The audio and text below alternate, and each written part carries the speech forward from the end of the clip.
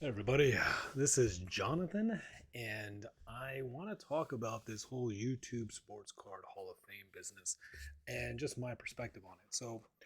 I got a couple of points, and then I'm just going to go into my picks and some lack thereof picks.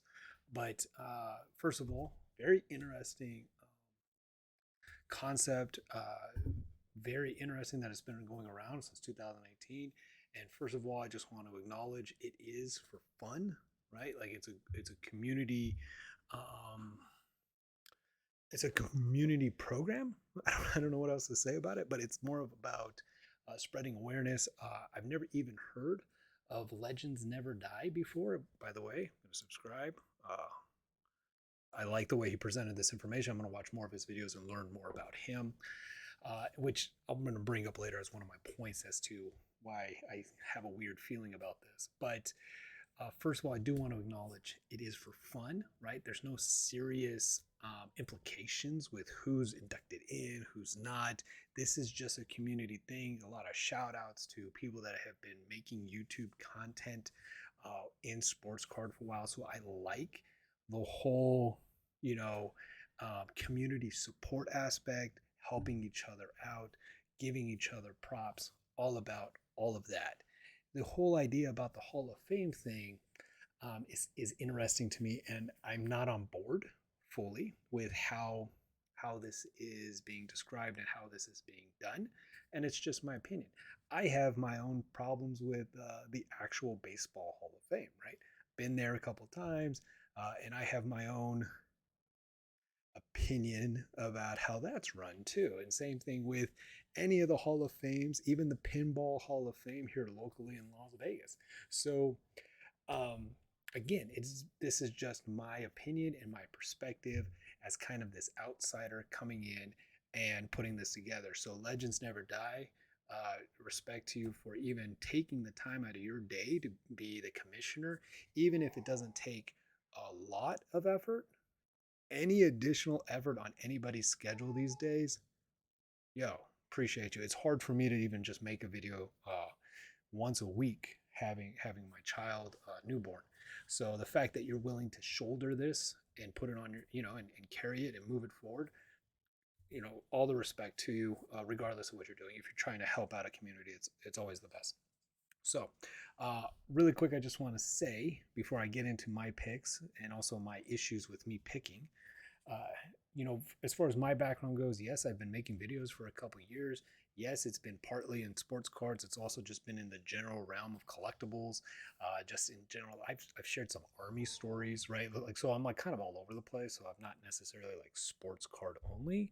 So I don't know. So it's just this. It's a weird vibe to me.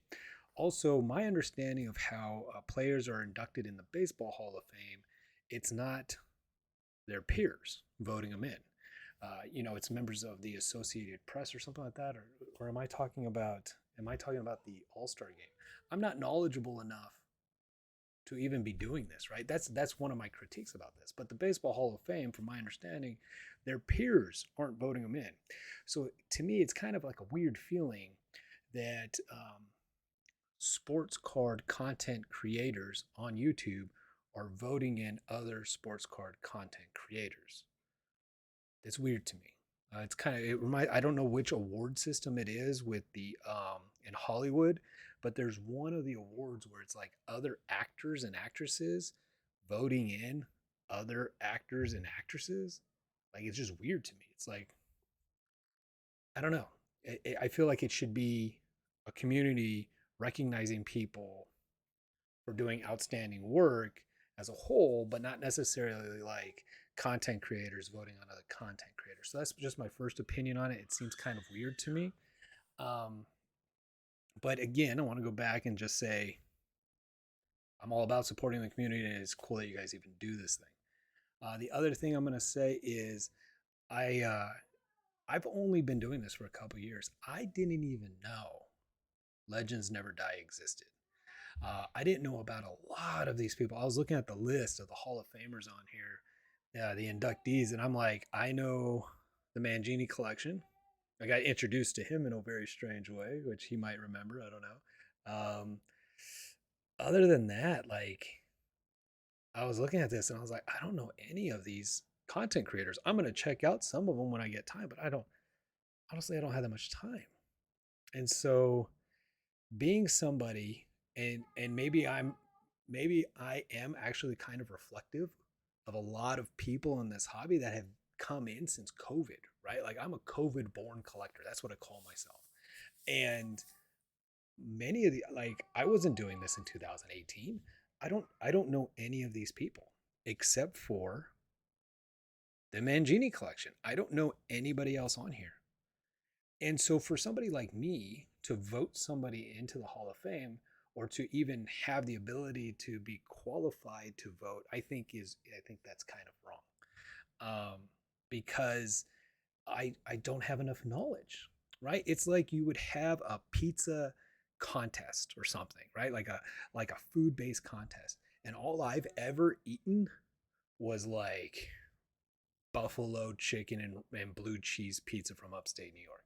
Like that's the only pizza I've ever tried. I've never had pepperoni.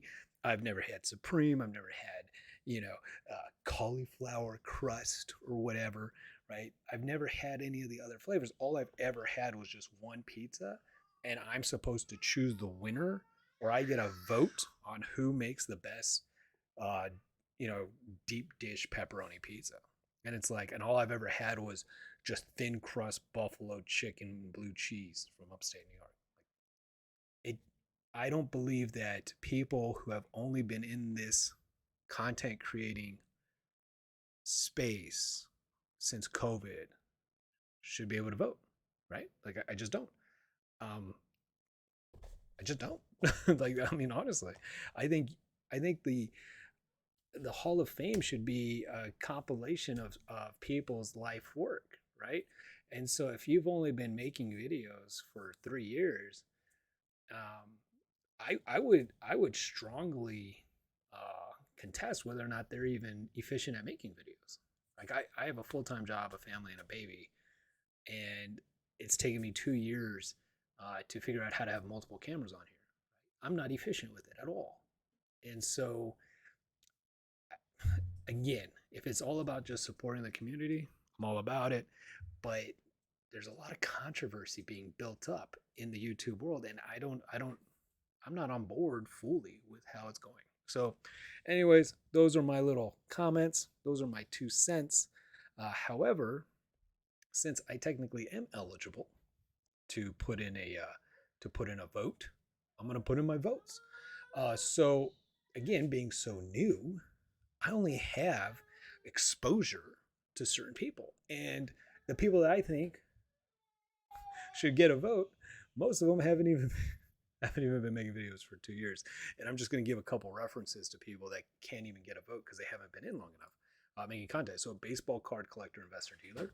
His oldest video is like 2 years old.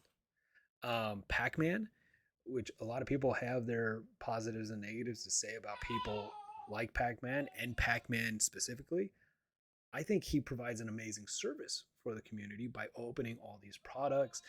Same thing with like Run Good Life. I don't agree with their way of doing box breaking. I'm against that. I have a stance against that. I do my own community breaks because I don't believe in random team group breaks and stuff like that. I believe there's a lot of people getting ripped off. However, he presents valuable information to the hobby by opening multiples of different products like hobby versus retail.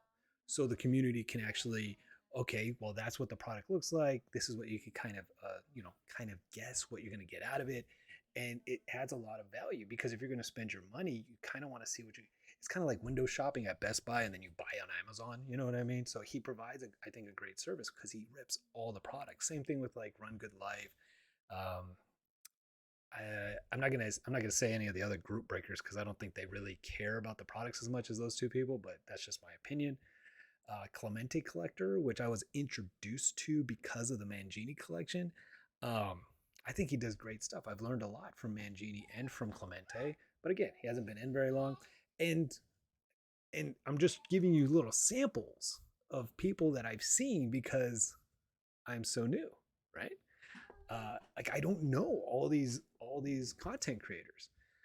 So then there's Sports Card Radio, who has videos that are 15 years old. I had no idea. Uh, so this is my vote. My vote, I have two on here. One is Sports Card Radio. They meet the criteria.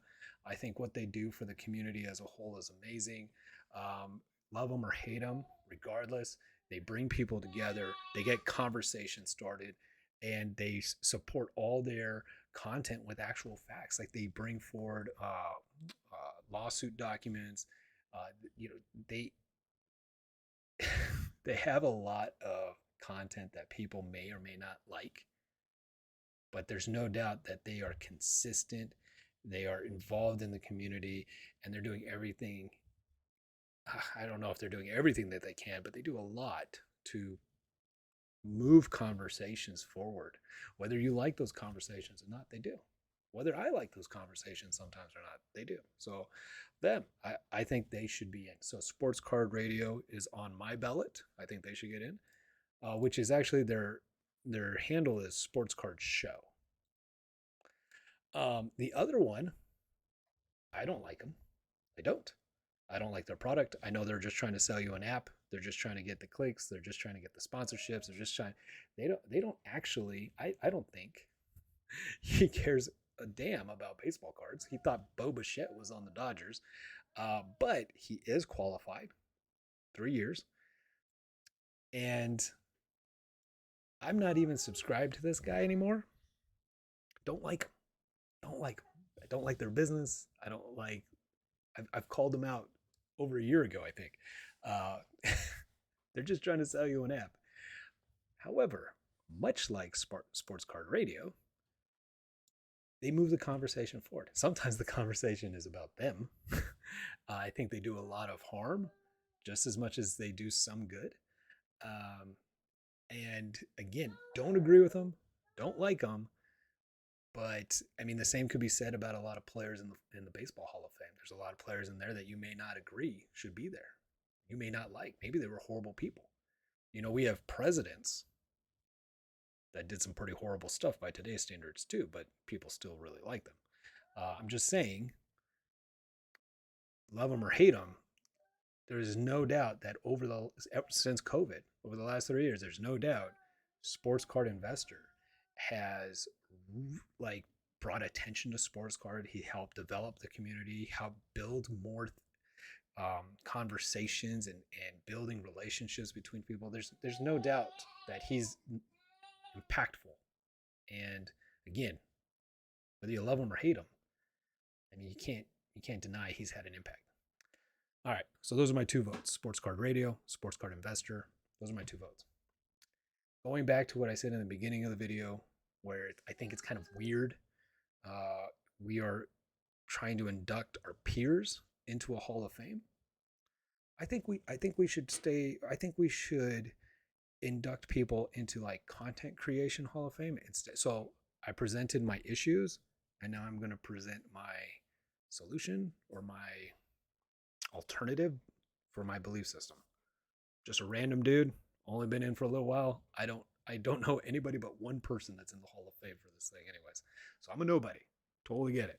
But